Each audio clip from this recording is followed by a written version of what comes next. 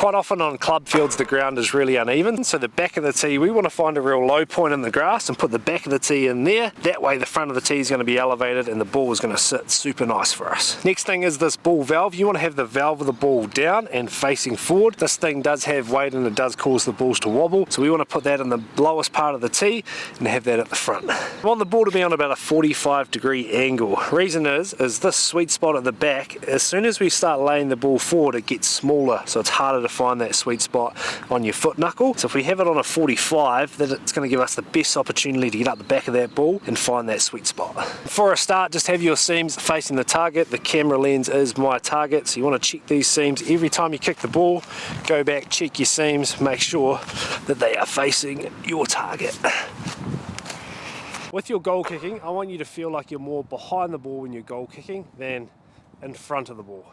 So if we do get in front of the ball or on the side of the ball, when we get up there, you'll feel like you're a little bit pushy and leave things out to the right. Plus with the ball being behind you, it can feel like you're dragging and not got all that power behind the ball. So kind of like when we kick out a hand, we want the ball to be in front of us and for us to have a nice hard foot up the back of the ball. That's why feeling like you're behind the ball, when we get up there, we've got great hips, our foot's in a great position, and we're going to feel a little bit more powerful off these higher tees. So in my approach, I always just took a little instep to give me that feeling of being behind the ball. Stay slow, trust my timing.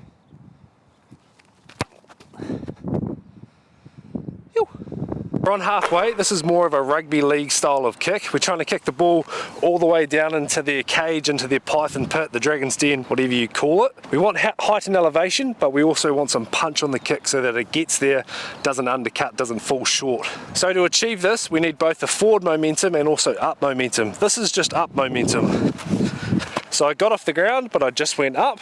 This is just forward momentum. Very forward, along the ground, moving forward. So to get the ball there, we need both. We need a little bit of up, but we also need to go forward. Should look something like this. So we're not going to kick the ball up really high like a box kick. Also, we're not going to be really low to the ground. It's going to be up around ball drop 2, 1, 2, 3. Ball drop 2, punching down into the dragon's den. Coming down just outside the goal line. Yes. Try to get a little bit more height and hang time on this one. Pulled a little bit, but good distance, height and hang time for us to chase. Balance is the number one thing when it comes to becoming a consistent kicker. Can you do this drill? All it is 10 air swings where we're controlling our plant foot and our kicking leg, getting through the full range of motion and resetting. If you can't get through 10 air swings, then you can't show me balance, which then can go through consistent strikes, can get through momentum, can get through follow-throughs, and becoming a consistent kicker. If this is you, or this is you, you need to work on the air swing drill. Next time you're exit kicking or kicking for touch, this tip might help you from getting charged down. So you're standing back here in the pocket, you're set, you're about to receive a pass. As this ball's coming in, you're going to do a catch and a jab. So catch and a jab at the same time with that foot. We're trying to get away in 3 steps. That's the first one. So that's 1, 2, 3, and into your kick. So at the same time you're catching, bang, you're into that jab step, which is your left, which is going to help you build momentum. So the way you can work on this by yourself is a little pop to yourself, catch and get into that jab step, another one, catch into that jab step, and then into a kick. Catch. You can also do little bounces off the ground to yourself, so catch into that jab step. One thing that tends to happen when we go up through the grades is we get a little bit steppy, so we're catching 1, 2, 3, 4, 5, 6, 7, way too much space that we're taking up, allowing that pressure to get on us. That's why getting the catch and jab organised is really important. Catch and jab. Sometimes when we're goal kicking, we can overcomplicate things back here in our approach. We've got step backs, we've got unique things that we're doing. So I want you to try this drill. Get up to your ball, turn around, walk away. So any direction, keep your feet moving. Find your feet, just keep them ticking over, start coming into the ball and just kick it. So doing a few of those reps before you get into your real goal kicking will just remind yourself to keep things simple. The focus is getting a nice strike on the ball, so find that through that drill. We don't want to waste our hips by getting too square at the time of impact. One thing that I see with a lot of kickers is as they get up towards the ball, they're already square, so they don't have that nice hip energy that they can bring through the ball and get that extra power and distance on their kick. So as you're coming into the ball, the one thing we want to try to avoid is already being square, because as you can see, that isn't as powerful as being here and whipping through it. A really good way to fix that is just think about having your chest and hips all the way to the ball for as long as possible. So as you're getting up towards your plant foot, my chest and my hips are still here, meaning that I can bring that rip power and use my hip energy to really get through that ball. Let's not waste our rip and our hip energy and keep our chest and our hips at the back of the ball all the way forward to our plant foot. So now we've primed, we've got our foot up the back of the ball using the soccer ball, we're stabbing the ball through the air, getting that nice low backspin. So now when we get to the kicking tee, that's the ball flight that we're chasing off the tee. And because of that last drill we just did, where we're winning that half metre, when that comes to goal kicking, that's exactly what I want to try to achieve with my follow through. Stay slow, trust my timing. Oh, stop it. What part of your foot should you make contact with the ball?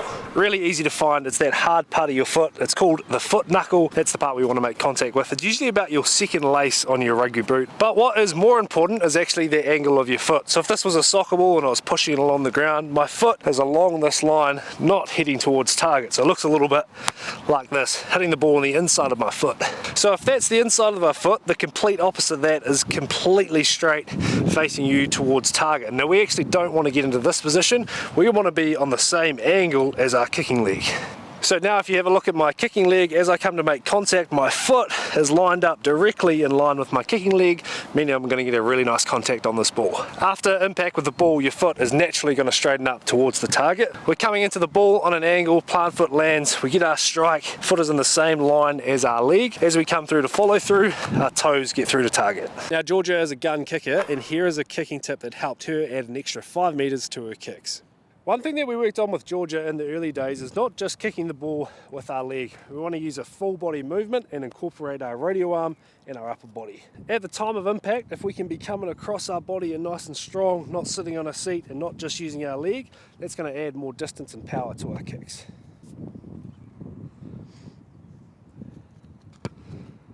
Nudge.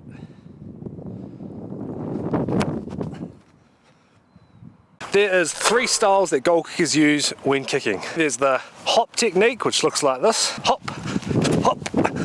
There's the foot down technique. So I kick and get my foot back down to ground. This is what that looks like. Kick, foot down. This one's for the big energy, big power. Looks like this, the hurdle. Whoosh. One thing that I coach is called winning the momentum, and it's all about this half metre after the ball. If you don't know what style you're using, it's really hard to get organised in how you're going to win momentum. For me, with the hop style technique, I win it by hopping through that half metre. This is what that looks like. So film yourself, make sure you know exactly what technique you're using. That way you can measure whether you're winning momentum. This is a brand new RBVortex, but George is going to talk us through a little travel hack when it comes to travelling with your RBVortex. How long have you had that tee? I'd say about 2.5 years. And what do you do when you travel with it? So what I do is I just flip the underneath part up, like this, tuck it in my boot bag, then when I get to wherever I'm going, take it out, it stays in shape, ready to go. There you go.